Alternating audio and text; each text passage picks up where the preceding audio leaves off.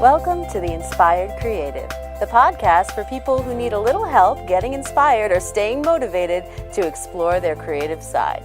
My name is Paula Castle, and with me today I have a very special guest, one of my dearest friends, and I think I said that the last time, but this is also true, Ashley Horton. Say hi, Ashley. Hi, everyone. Now, please, everyone, don't get confused. I know that my last guest was also an Ashley, and for the record, I think it's only fair to say this is Ashley number 1.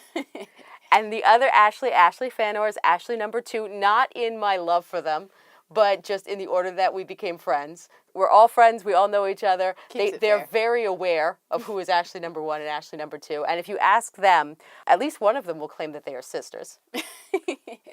We are sisters. Amen. There you go. So, okay, so now that the air is cleared, Ashley number 1, Ashley Horton, how are you today? I'm wonderful, Paula. How are you? I'm really good. I'm excited to have you on the podcast.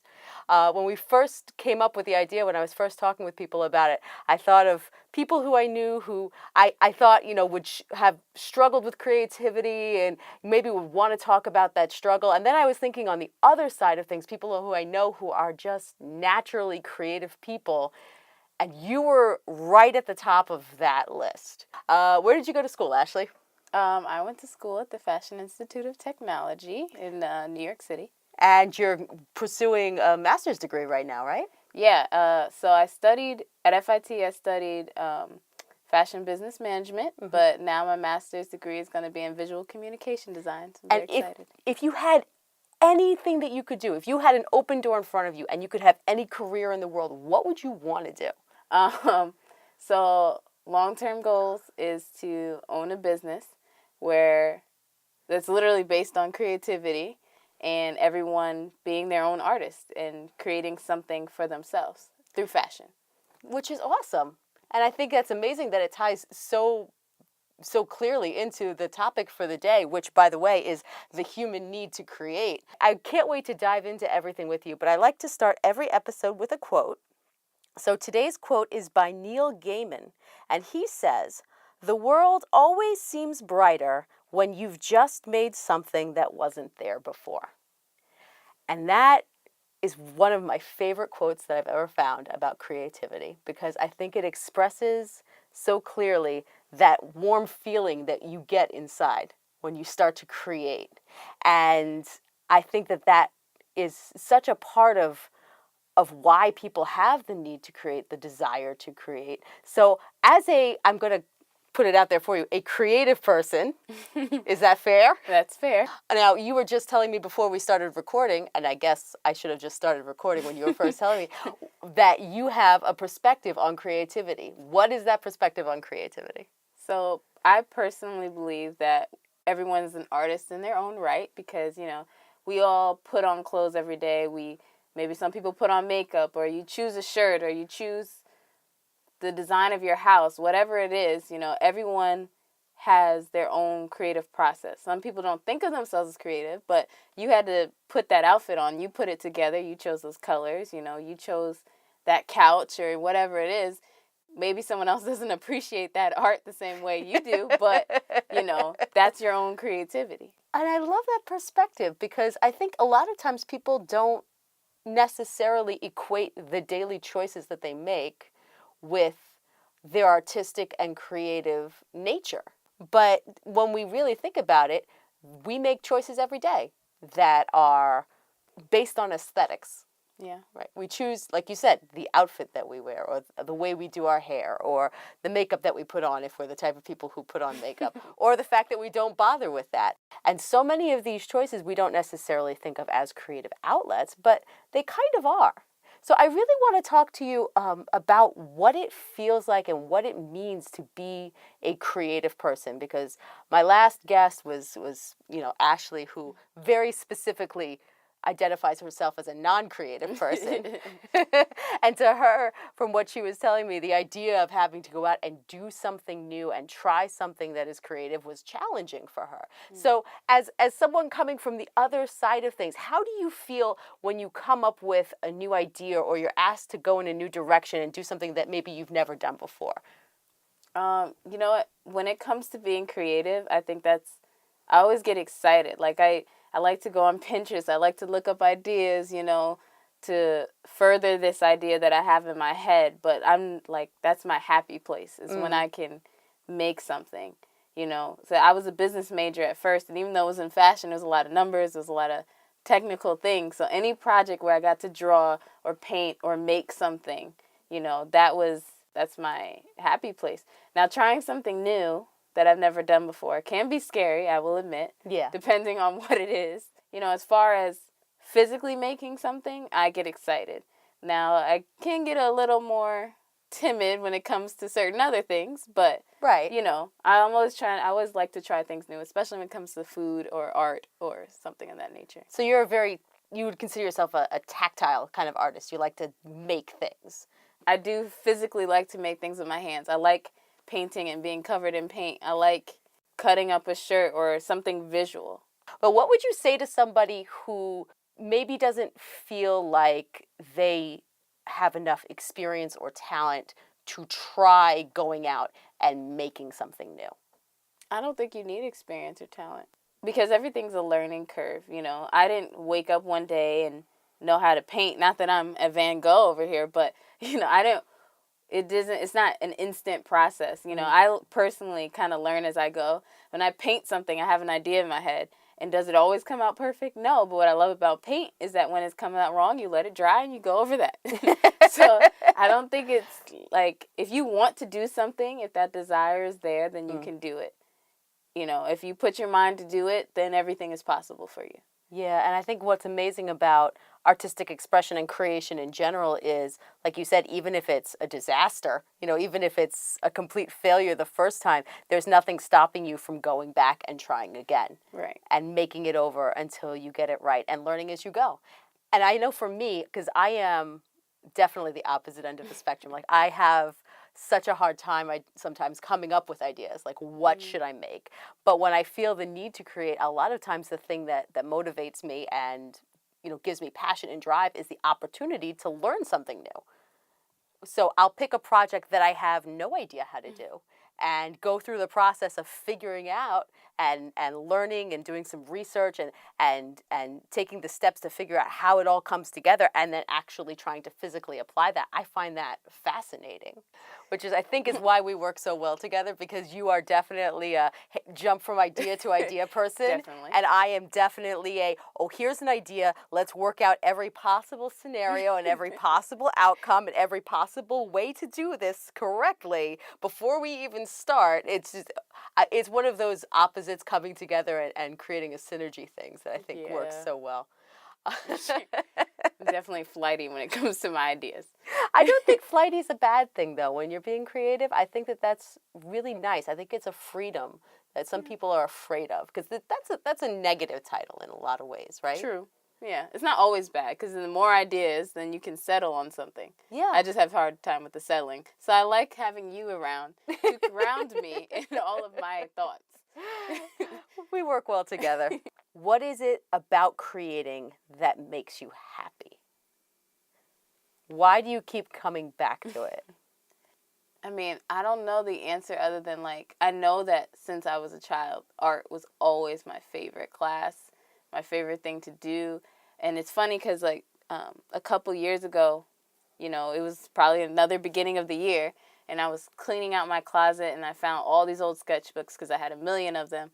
And I actually found two pictures. One said Ashley's Designs, and it had a little dress. It was very badly drawn. Of course. But it said Ashley's Designs, and the other one was Ashley's Inventions. Oh, so wow. I know that when I was a kid, I was always creating, and I always wanted to. And that's how I know that, you know, one day I'm supposed to have my own business. I'm supposed to do my own thing and be a creative person. I know that's what God called me to do, because it's been on my heart since I was a kid, like more than I even realized until I saw those things, you know.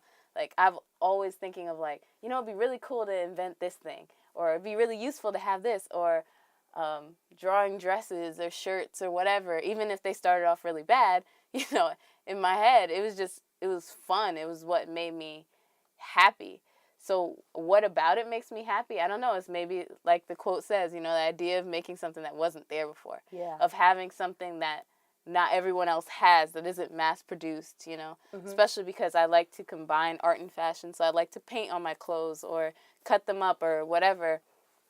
So I think that the idea of not being like everyone else, not that anyone else is lesser than or whatever, but not having to be carbon copy of anyone else, is being completely and true to yourself and just being you, That's just, I don't know, it just thrills me. I like to go on Pinterest. I like to be inspired. I like to see other artwork and other fashion pieces, and how can I recreate that and then make it my own. Are you working on anything right now that you want to talk about? Like, is there anything going on behind the scenes that you're excited about? I know you just got a new piece of equipment recently. Oh, yes. I've acquired a Cricut. I want to use that Cricut to, customize clothes and start using that to personalize certain things. And I want to start an Etsy shop. Every time I think about actually doing it, I'm excited about it, and I'm excited about, making things and giving it to other people and offering this opportunity. And that's what I want my business to be, is allowing people to create this idea that they had and put it onto their clothes, put it onto their sneakers, their accessories, I wanted to base it in fashion because that's my background. That's one of my passions in life. So I want my business to be all about customization, and I'm going to start it in fashion, but I want to grow it to be anything and everything that you want to, personalize it. One day I'll have someone who can make a chair or, and one day I'll have someone who could, do cool art on your car. I don't know, but, I just want to expand that vision further than what I personally can do by adding other artists and other people who can do even better than I can. And I love this idea because it sort of brings together and marries the creative and the non-creative, right? The person who's maybe a little intimidated at the idea of making something of their own, and the person who's able to make something and needs inspiration or clients or whatever. So the idea of opening up the door of creativity and saying, hey, pass through whichever way works for you is kind of awesome. Yeah, and there's another point I'm going to add. It might be slightly off topic, but that's okay. When it comes to people, young creatives, I find that, and this is with me too, when you graduate college and you have this degree, I had one that was a little more solid, I guess, in a way, because it's business management at the end of the day. But it's hard to find a job in a creative field because people are always looking for all this experience. And sometimes you don't have that. All you have is talent. But when people look at a paper, when they look at a resume, they don't get to see that about you. They don't see that amazing work that you can do because you don't have 5 different internships and all this great experience to write down. So another thing that I want to do with that business going forward is hire, young people, young artists who just need a platform and need a way to express themselves and do what they love, and still be able to, have a job. Right. But I just want to hire people who would usually be looked over, who have pure talent and maybe not a whole bunch of experience. Right.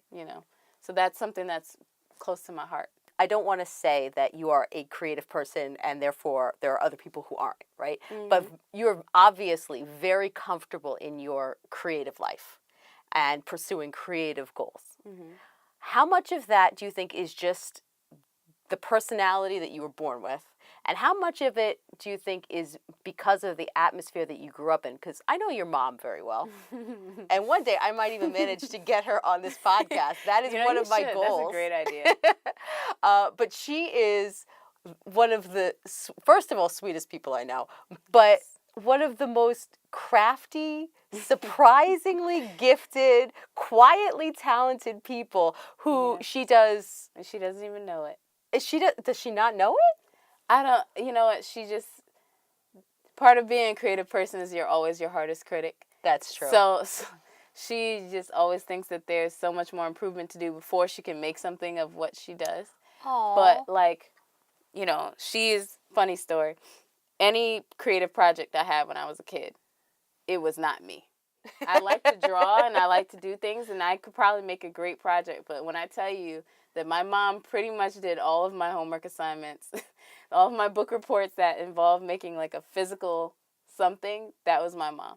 And so I definitely think the environment I grew up in was helpful because I had parents and, people around me that always supported me in my creativity and my creative lifestyle. Yeah. I never had someone tell me, like, oh, that's not a solid job. You can't do that. You shouldn't do this field. You shouldn't try for this. I never had that in my life. So, and because I have such a supportive family, I think that's why I'm so free to try things and just, whatever, work things out as they go along.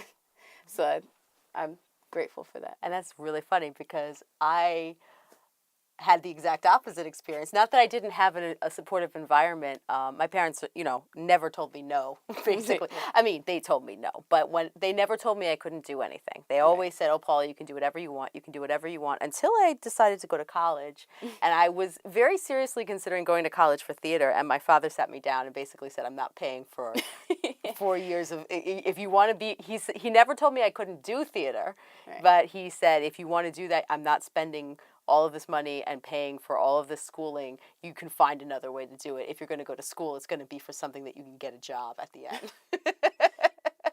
But thank God it did not destroy or crush my creative spirit, because at that point I was 17, 18 years old and, pretty confident in my ability to rule the world one day. That's still possible. But I love that, having grown up in that environment and growing up with the mom that you did, and, always having someone there to help you and always having someone there to support you and tell you can do it, how that has translated into your own vision for other people. That you see people who maybe don't have that support, and you see where there are holes in your industry, and that you want to go in and fix that and shore that area up and put that platform there, as you said, for people who don't have a voice and don't have a platform yet. That's really amazing. Now, how much of that do you think comes from the fact that you had it so you can recognize it?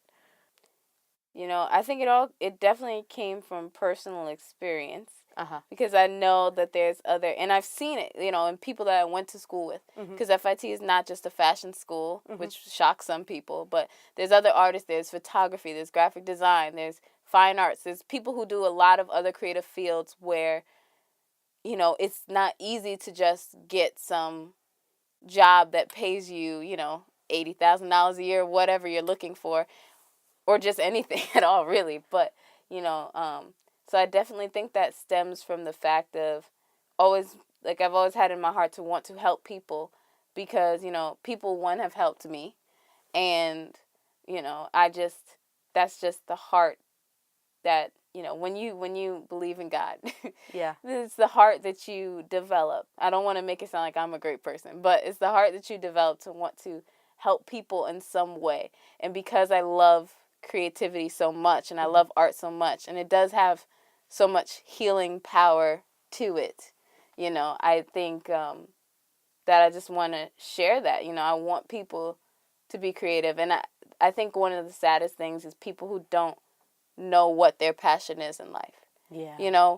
Some people just don't have any idea what they want to do. They go to work and they go through life, but they have no idea what they like to do.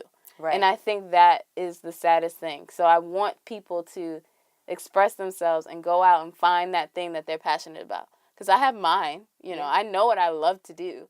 I don't know how to put it all together at times, but I know what I love to do. And I want other people to know and understand what they love to do. That's really interesting. I mean, that's really important too, I think, because I think a lot of people, especially once you get past certain benchmarks in life, it's very free and it's very easy when you're in high school or in college, if you were, blessed enough to be able to go to college, in that transitioning time of your life to see the whole world open in front of you. But then you hit your 30s or you hit your 40s or you hit your 50s, and life can start to feel a little smaller, and your options can feel like they're starting to get cut off sometimes, where you can't leave your job or move to another city. But the truth is that even if you're not going to pursue a creative career, right, even if you're not planning on making your living through your art, that doesn't mean you can't have art It doesn't Right. mean you can't have creativity. What would you say to somebody who just wants to try something, not to live off of it or to be an expert or professional, but just wants to get into something that they've never done before? Well, I think it's easier, especially when you're not trying to make a living off of it. Yeah. You're not leaving your job, to pursue something. I think the scariest thing is when you're quitting a job or you're quitting something secure. But if that's not the case, there is no good reason why you shouldn't try something. I just say go for it. That makes a lot of sense. So I guess this is as good a place as any to end the conversation. So I'm going to ask you as a final question, what is, from this whole conversation, what is the one takeaway, the one thing that you would want people to walk away from this remembering? There's people who we see as creative, and then there's people who we see as not creative. But I want everyone to know that, we've been handcrafted and created by God. If our God is a creator, and the creator of all, then I believe that we're all creative in our own right. We all have that ability within us. And, as cheesy as this is going to sound, follow your dreams. Okay. And, God put passions and he put dreams on your heart.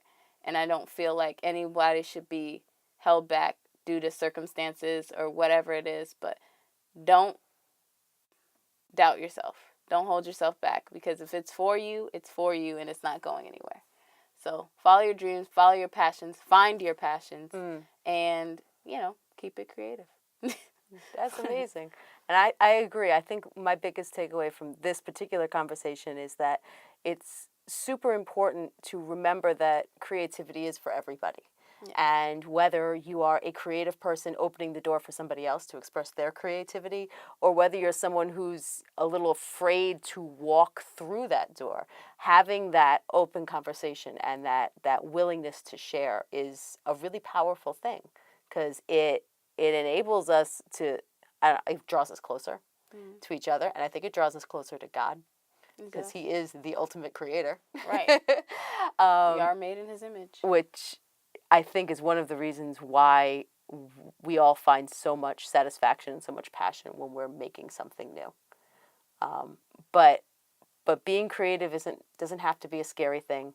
It doesn't have to be an intimidating thing. And that door is never closed if you don't want it to be. Right. And no matter who you are or what your circumstance is, you can walk through it and push further. All right, Ashley, if our listeners want to find you, follow you, see what you're up to, see what you're creating now, where can they find you on social media? On Instagram, you can find me at heiressofchrist_17, HEIRESS of Christ _17.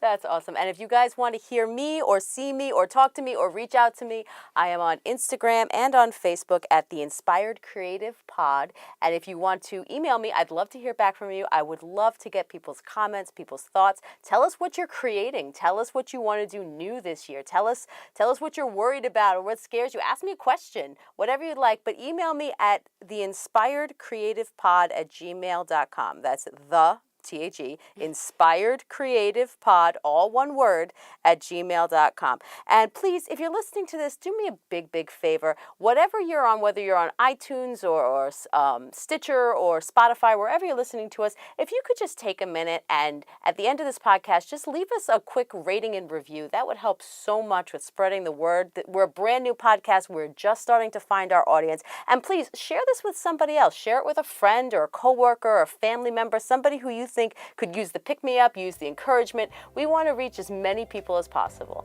So we're going to end on that note, and we will talk to you again next week. But in the meantime, I just want to say have a wonderful day. Go out there, make something new, look for some inspiration, and let's make this world a better place.